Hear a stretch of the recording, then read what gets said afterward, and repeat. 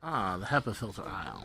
So we all know allergy season is coming up, and we want to fix a lot of the allergy problems that we have, of course. But what should we buy? What should we use? What should we not use? Well, here's the truth about these things, okay? This is the filter I have right here. It is a Hughes air purifier, okay? It comes with these filters that the outside of these are not really glued. So what I do is I glue the outside of it with silicone glue. But what you have is you'll have two of these filters and one of these, and then a foam pad. When we get home, I will show you my modified filter and just how much dirt gets put on the outside filter. Now put in mind, $66.88. Okay, pretty good price. Also, these filters up here are actually some of your best filters. They're the true allergen removal filters. Not only are they MERV 19 rated, and they catch much smaller particles, but they also have a higher airflow rate and less resistance, and it's easier on your filter, especially if you're going to do what I'm going to do. And what exactly am I going to do? Well, it's in my shopping cart. You can see it. You build a pre-filter for these. What happens with these is, and you can see the little filter right there in that little window. That's right. All the dirt hits your HEPA filters. And your HEPA filters are made for micron to submicron particles. They're not made for particles that are big. And what happens is that big particles fill it up, and there it is. And people go, well, why can't you just vacuum the filters out? Well, one, you'll damage the filters. And two, the whole point, if you're getting filters, that you don't come in contact with what you're allergic to. So when I do them, I throw them out. But you'll notice my filters are 6 months old. And when I open up my filters, when I get rid of the pre-filter, you'll see just how much dirt ends up on the outside of it and how little ends up in the HEPA. Because the HEPAs were now, the way I do it, designed, done what they're being used for, what they're made to do, which is to take out the big stuff and then filter out the little stuff. And that's the way these should be built. It keeps the cost down, but another thing that this does is it makes it so you have to buy these more often. And as you can see, the major price of these filters is the filter media itself. Okay, even my pre-filter is, that's a $15.99 filter. And the charcoal that I'm going to use, I'm going to show you how to actually use activate charcoal correctly, because there is a method you have to use, which you have to rinse with distilled water and let dry overnight. Those are $6.50 a piece. So it's a lot of money. Yes, it is. But what you get is a filter that you can't buy in a store. Talking NASA quality air here. And if you're an allergy guy like me, who just, really, you can feel the difference from when you're outside for 2 hours or 8 hours. By hour 7 or 8, I'm just really weighed down by allergies. You can see it. And then I bought some goodies for myself for some modding. This for a commission I'm working on. This for my own personal amusement. And this, well, who can ever have enough packing tape? Nobody. That's why. That's right. Yeah, so let's see, $54 for 10 Gatorades, 3 waters, 2 of which I'm going to need to wash out the carbon, because each one of these takes a gallon to wash out of distilled water. $13.88 for the filter, so 14. So yeah, between the 2 things of carbon, which are $6.50 a piece, the tape and the filter, you're looking at about $30. Now, you could just buy the tape and the filter, and that would work for about a month really well, but not 3 or 4 months. And I do it really carefully. So if you wanted to be more, if you're doing this for economic reasons, where you're putting a pre-filter in front of the HEPAs, that means it would probably cost about $7, $8 to save the filters. And that's not bad. That's not bad. But the carbon would only last a month, and you wouldn't have the odor reduction. We're talking about like 3 pounds of charcoal odor reduction. That's a lot of odor reduction. I don't think you guys understand until you walk into my room and you're like, oh my god, it smells so good in here. What's up? Well, all the nitrogen oxides, all the pollen, all the methane, all the sulfur dioxide, everything that smells is no longer in the air because the carbon's taking it all out of the air. It's pretty cool. So, yeah, this is why I like Singapore. It's much cleaner air than California. And it doesn't have the pollen, the dirt, and the sagebrush, and the crap in the air I'm all allergic to. So this is pretty much what I do. So that means that between the 2 filters and those, a Hepa costs me $10 to $15 a month. About that. So let's go home and let's put this thing together. So no, it doesn't come like this. What I did with this is I filled it with this distilled water. Now, as you can see, you got a big layer of dust up there, okay? So what you're going to want to do, once that is done, is you're going to pour this out. Okay, just like that, into a wire mesh. Yeah, okay. When you do that, you want to try to not get it in the sink because it's gonna make quite a mess. Okay. You want to filter out the water, and as you can see, it does have a lot of dust in the carbon. If you get some out of it, you want to try to do this. This is another one of those not very easy to do one-handed things. So, next thing I'm gonna do is pull your drain up. Make sure it's down, because this water gets really expensive.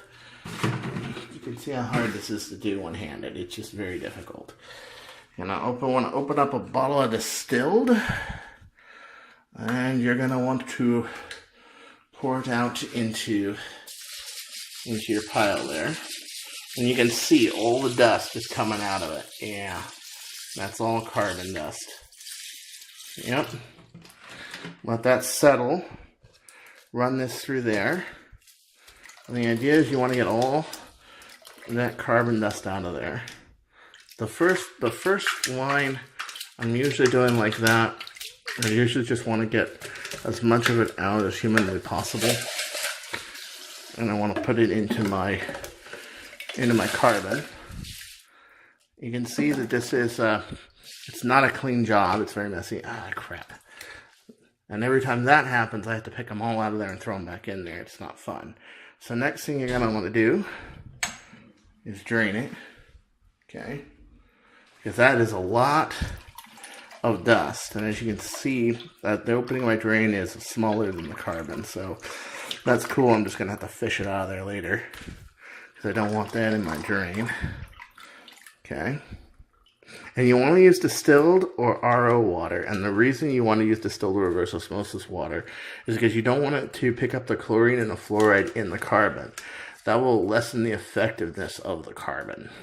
And you're going to see what we use this for later on, probably tomorrow when I shoot it. It will be in one film, mind you, but you'll see that, well, this takes a couple of days to do. So this process, you're going to fish them all out of there. Close this up again to make sure it drains all the way down. And as you can see, and then just pour some water, clean water, through there. Just like that. Rinse it out. Run it like that. And you want to get not just the small little particles out, you want to get the medium-sized particles too if you can. But on our filter, it's gonna have another filter pad behind it, so I'm not too worried about like bigger dust. I'm more worried about the tiny little micron dust that can give you like black lung disease, and yes, it can. So see how it's clouding the water? Yeah, you want to get rid of that. You want to get rid of all that, and then you want to rinse and repeat for the second canister, and that's how you do that. Okay. And then you're just going to rinse it all the way through. You're going to do this for like 15 minutes. Just run more and more through it and not spill it like I'm doing. Or else you got to get all those little fucking things out of there. Yeah. And the idea is just to rinse the carbon out. Make sure it's clean carbon before it goes into your filters. So, here's the stat, and you're going to want to do this for about 15 minutes, okay? And I mean, literally, just run the water and recycle it, okay? Get all the black dust out of there. Get it nice and clean carbons, you know? Try not to get any of it out because you're going to have to scoop it up and put it back in here like I just did there. And you're going to have to put it all back in. But what we're talking about here, why is this worth such the trouble? Because we're talking about air filtration that even that jet set, even the jet set, even people that spend $10,000 on a Hepa system does not have as good a Hepa as we're going to have here. With the carbon filtration, the electrostatic, the ozone treatment from the Ionic Pro, and they're taking out the small microns from the Ionic Pro. Along with this system only costs me a few $100s. And the filters are second to none. And they're not made for plant obsolescence in 3 months like your normal filters you buy in the store. So, this is like 15 minutes, so I'm really truncating this. I'm just showing you basically how you just want to keep cycling water. When that's done, you want to drain that out. Okay. You want to drain that out. Okay. So the average canister will take a gallon of distilled water to do. Let's rinse out a little bit of carbon there. Let's close this back up here. Okay. And it's kind of a crutch. Yeah, you have to use non-fluorinated water to do this. And we're going to go for a final rinse with what's left in the bottle of distilled water. By the way, yep, this is the distilled water you get at Walmart. I use it in my humidifiers as well. Yep. And then do the same thing, just cycle the water. Cycle it through. Get rid of all the dust. Get rid of everything. And then you do this for your final rinse. So there should be 3 rinses. There should be one where you initially pour water in, the one where you're getting it out like I just did, and then when that gets dirty, you empty that and you use your rest of your third of a gallon to do this. See how the water in the last rinse is relatively clean? You can see a little bit of carbon in there, but not much.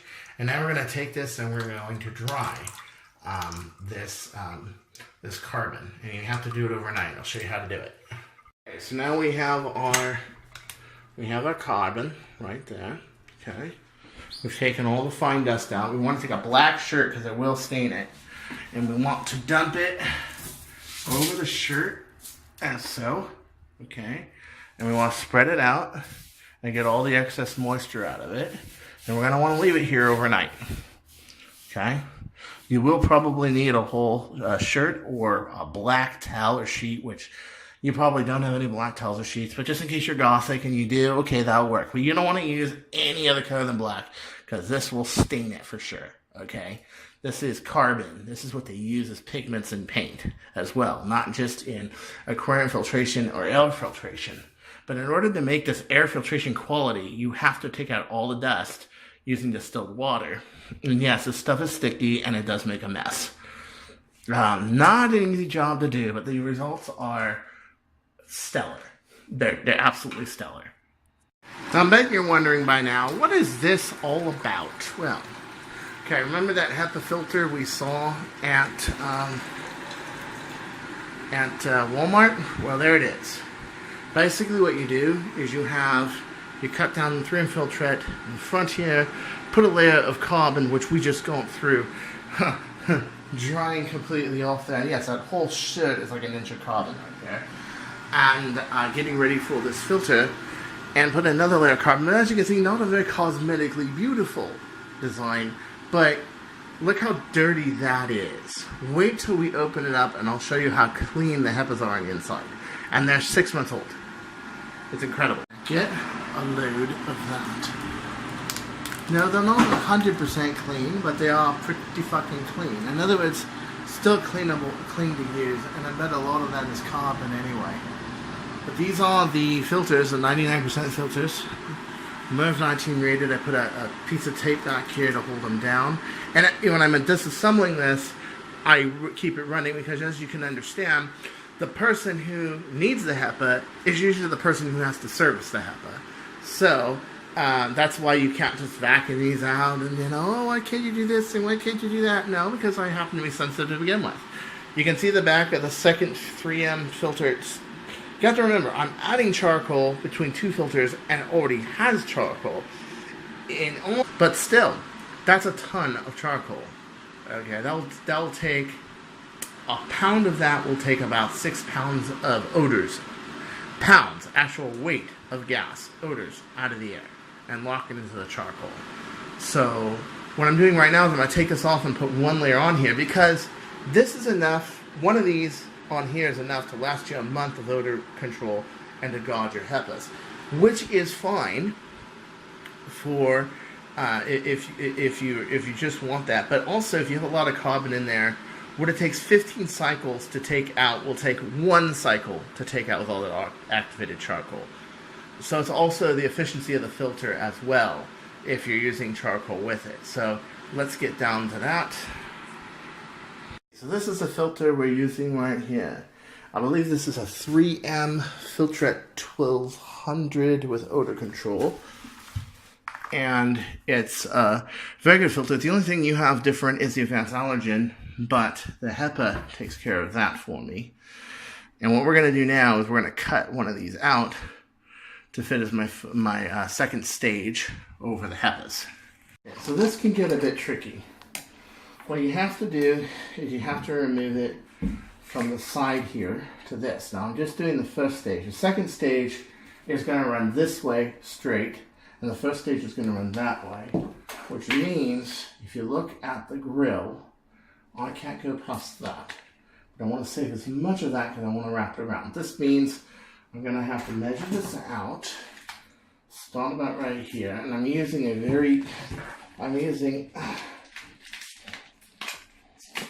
upholstery grade scissors to do this. I'm not using normal household scissors. Upholstery grade scissors are much stronger, okay? And I cut out my first section here, and I'm going to do my next cut here. And the thing is that you have to cut the wires and the filter top together. And you have to take out these little cross things afterwards, because it's made to be a household filter to begin with. It's gonna put some carbon and some stuff all everywhere, so you're gonna have to sweep this up when you're done. And it is a trick to it. You have to open up the scissors really wide, close it up really good, and you have pretty strong hands to do this.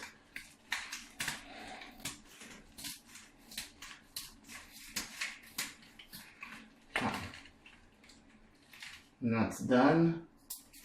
You get rid of all the cross members and everything else that is hooked to it. We'll have this. Then you're going to want to take out the bottom frame where it's flat, like so. Usually I just do it on one side, on the bottom. As you can see, not easy to do.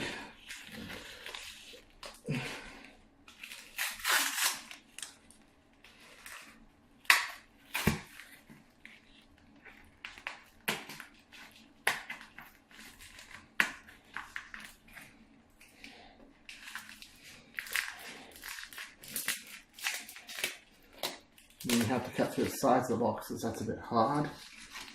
Okay. Put in mind, these are very sharp. These metal that holds it, very sharp. You will probably get stabbed or cut. And I've done this quite a number of times. So what I do then after that is I take the cross members, I kind of pull them away like this. On this side where the carbon is, it's a lot easier just to pull it away.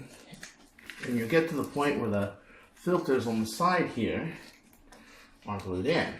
And don't do this with an old filter, by the way, because it will put all sorts of dust and crap in your face. So you don't want that. Okay, you don't. Okay. So then take this, and usually I just want to cut straight down like so. These are MERV 11 rated. So these are MERV 11 rated, and then the filters inside are 19. And what you're doing is you're reserving the HEPA for what they're meant for fine particles. And you're filtering out the rust stuff and the odors before it hits it.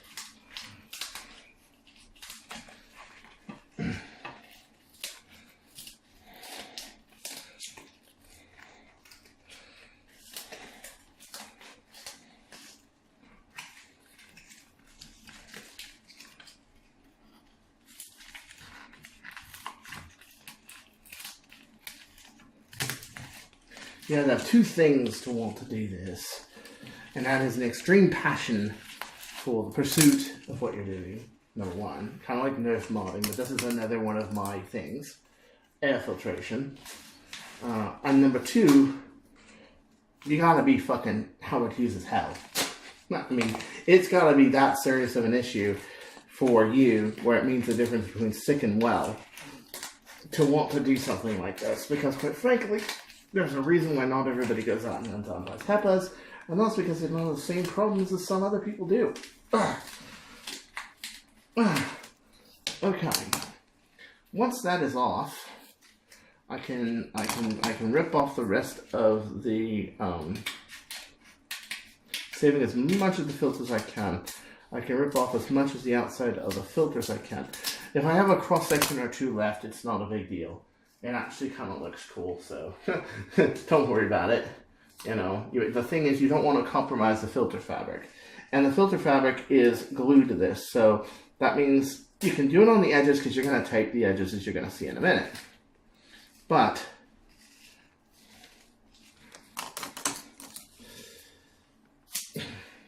it's involved, as you can see. Next, I'm going to put the cover back on. As so, okay, and I'm going to set this to, May. It is end of April, but I'm going to put May on there to remind me that I did this. I'll put April. Okay, remind me I did this in April. Was the last, May. It's the 25th. Why not? Okay, so what you're going to want to do next is you're going to want to take your tape. And put in mind, you got to build another one of these for the outer part that the carbon is. But first I'll show you the first will constitute what I call version 1. And version 1, or revision 1, is what you use if you just want something to pre-filter the HEPAs and not have them be useless in a month. And in some cases, they will be useless in a month. Remember, the packaging says good for up to 3 months. That doesn't necessarily constitute 3 months. So, that is, you want to get the first top layer right up here done. See that? You want it taped on the top. And then just tape around the whole thing on the outside. Bend the wire frame in, like so. Okay. Remember, I'm not really that concerned about cosmetics. My fit is pretty good, as you can see. Okay. So,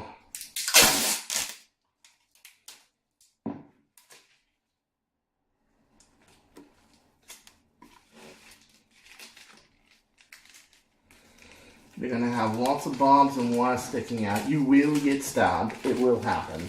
Okay. So, just know that. Also, when you work with activated carbon, if you're going to go as far as I do understand that you need to fill the sink and flush it every time you do that. You don't want that shit stuck in your U-pipes. No. I don't want to hear a bunch of people saying, "Well, you didn't tell me so." Yeah, I did. I just did. Okay, so this came out on me. Oh, so I'm gonna have to take one tape here, run it like that. Now I do the other side. And I anchor the other side as I'm bending the wire to put it on here, onto here. And I just kind of push it over like this. And bending the whole thing in, pushing the whole thing in. Ow, see, told you. You're going to get stabbed by these little bob things, but don't worry, it's needed for filter function, okay? It's going to happen. I'm going to reposition my top piece to go over like this. And I do want it to wrap around. That way this doesn't come loose. This is my primary filter layer before the Hepas. Okay. So let's see here. Now I'm going to do this bottom part here. It's going to bow on me because the metal has to be bent a bit. Now these balls are going to be covered up by the second layer of tape. But for right now, I just want to anchor the filter media onto this, and I want to make this airtight. Okay? You want about 1/2 inch over the filters. Alright, you don't want it to be just on there with a little dab of tape. Now, be generous with the tape. You saw the last one how it's tape, tape, tape. And then when I found more leaks, I just tape it. When you find a leak, what do? Oh, you just get more packing tape and you tape it. That's right. That's all you do. That's all you need to do. I'm just about ready to put the bottom anchor on here. And how I do that is I basically just take the tape, trying to get this off of here. Scissors, where do my scissors go? Oh, here they go. Okay. Alright, so remember that genius and functionality are two different things. Okay? And that although I am very, very genius, I'm not exactly the most functional person in the world. I'm not at all. I have all sorts of little functional problems in my life, and well, the needing for such an air cleaner is one of them. Okay. So let me do a few little trimmings here and there without compromising my filter media.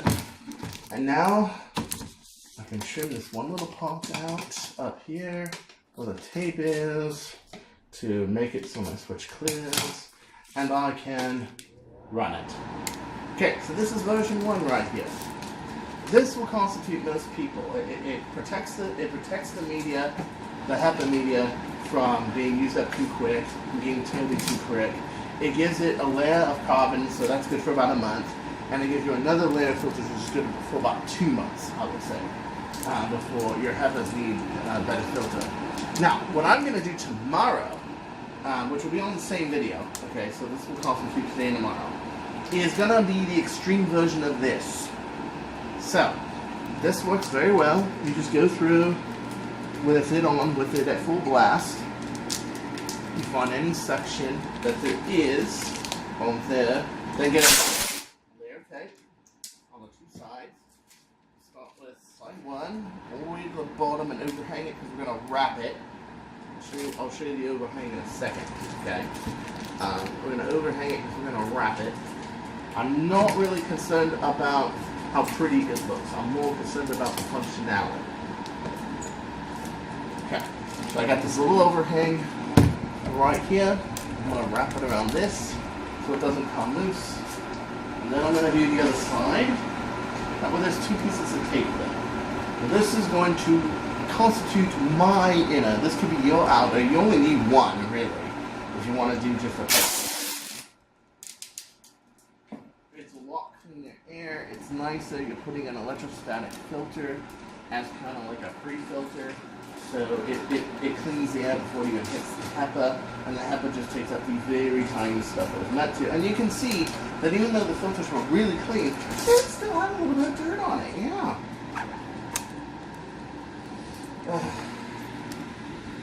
Oh wow! Yeah. You can smell a little bit of glue, and that's because this has a little bit of glue backing. So I usually just run this like this for a day while my carbon is drying and everything else. This is why I need this tomorrow. And yeah, so tomorrow I'll show you what's up. The next day, I'm working on this back side of this, okay? And well, I'm making this one straight as well this one goes across. That way when the 2 meet, they cross each other. You'll notice this is slightly smaller than this, but don't worry about it. We have enough surface area on the filter that that's not going to be a problem. Okay. We're just doing the same thing, only we're making this go straight across this way on the front. But rather than wrap the whole thing, we're going to want to make it like a pocket design on the very top. And this will make it so that that we can dump charcoal straight into it from the bottom to the top.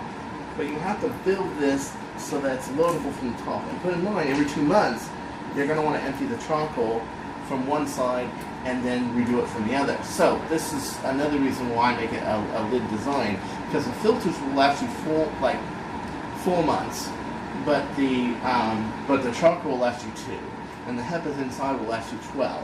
So you have to make things kind of serviceable, so you don't have to redo the whole filter in 2 months. And I've done that, where it's just like, okay, I'm going to design it different this time. So now I'm just doing the same thing here, where I cut this here, and we're about to make this kind of a pouch design on the very front. Alright, so here it is, the second set of filters, and I have this top ready to go, and I have some carbon ready to go, and I'm going to load it into here, and then close this whole thing up. Right, so here we are. Here's some activated charcoal. It's all dried, rinsed, ready to go. I still have to clean that sink out.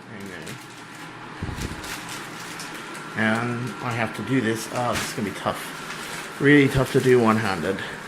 And basically, you just load it into here, as so. We get another bind on the angle here. Okay, so.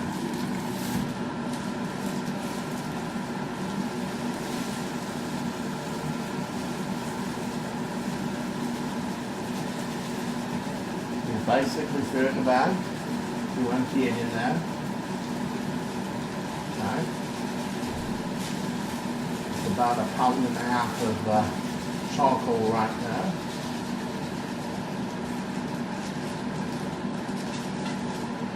There it is. And you push it through the filters.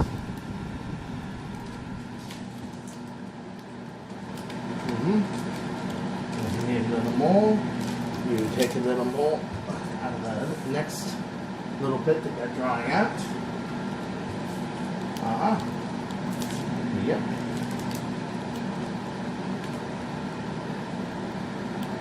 That is the filter packed to the brim with charcoal.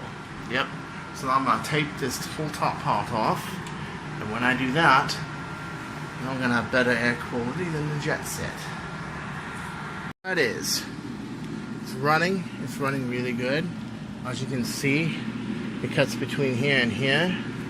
There's another, as many of you know, another filter back here. 2 filtrettes and twice as much carbon as that thing. And that's a plain odor filter. It doesn't go through a Hepa. And what it does is it makes it so, because the Hepa tends to grab like pet odors or human odors or whatever and tends to suspend them in the filter. And even though this filter is very good, it's still really nice just to have a plain out carbon filter for smoke. When there's a fire, somebody tries to bomb your house with mustard gas, I mean, you know. Yeah, it will take mustard gas out of the air, that's no shit. And sarin and VX as well. But not right away. Probably not enough to save you, but enough to clear up the area in 15 minutes or something. And as you can see, yeah, it's not pretty, but it is, you can smell it. It is immediate air quality improvement. Immediate. Okay. The carbon filtration also helps with filtration systems like this, which put out ozone, which although a little bit of ozone makes the air clean, a lot of it's irritating. So the carbon tends to take that out as well. And that is really a pain that most of your HEPA systems don't have a charcoal filter, although have this one little charcoal liner that lasts maybe a week. This will last you 2 months. And I'm talking of really dirty air. Okay, you can run these probably 3 months and it will probably work. And then it still works, it just works slower. It doesn't get everything on the first pass, but it will still take out everything. And the average person would probably want one of these for 6 months. I just do it every 2 months because I'm picky. So anyway, this is Chris Contea. Yet one of my great things. I got people that are actually asking me, hey, why don't you actually start a company where you offer these in the stores? And they can do them as modular systems. So, like, let's say you buy the Hepa and the foam, you can actually put a pre-filter like this, but prettier, of course, in the front of it, It just costs them more, but it's an optional accessory, where a lot of these companies don't offer us as optional accessories because they want you to buy the Hepas. Well, I'm thinking about it. There is some talk, some venture capitalists that are interested and are thinking about doing it. But I've got a lot of other things going as well. Nerf, same thing. You got a Fortune 500 company interested in making Nerf guns, Nerf blasters that are of far superior quality, as you can imagine. And who knows? Maybe one day, Jet will get the Immigration Act together with Singapore. Maybe I'm working there again. I mean, who knows? I don't hold any hard feelings, quite. I understand that it was just, immigration. I was doing a good job until the day I left. I had to leave because of that. But I'm definitely not down and out in Nerf. But there are other people that are interested in other things. And right now, this is getting a lot more momentum. Because it is true that the air systems that are available at Walmart, and even really expensive stuff, doesn't have the carbon filtration, doesn't have quite the good filtration, pre-filtration. And if it does, it's like a $5,000, $6,000, $8,000 system. What I want to do here is this kind of system for like $250. But you can buy it in the store for like $80, and you can put whatever filters you want. And if you max it out, it's like $250. But it is literally like clean air machine. So until next time, this is Chris Carter saying, don't you go changing. And who knows? Maybe my career might take a different path. You never know. Take care.